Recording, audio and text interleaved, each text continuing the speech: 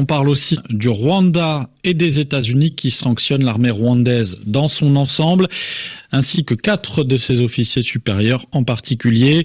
Washington met en cause le soutien apporté par Kigali aux rebelles de l'AFC M23 dans l'est de la République démocratique du Congo.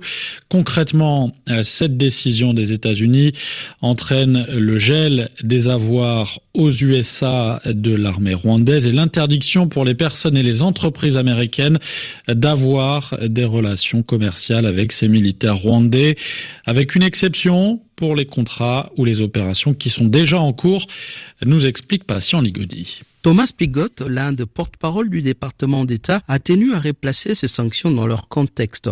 Quelques jours seulement après la signature de la déclaration relative aux accords de Washington, des combattants de l'AFC M23 soutenus par le Rwanda, précise-t-il, ont pris le contrôle d'Uvira. Une violation manifeste de ces accords, ajoute le porte-parole. Thomas Piggott le rappelle, le M23 est déjà une entité sanctionnée par les États-Unis et par les Nations Unies. Toujours selon lui, le mouvement est responsable de graves violations des droits humains, des violences contre des civils, y compris des femmes et des enfants.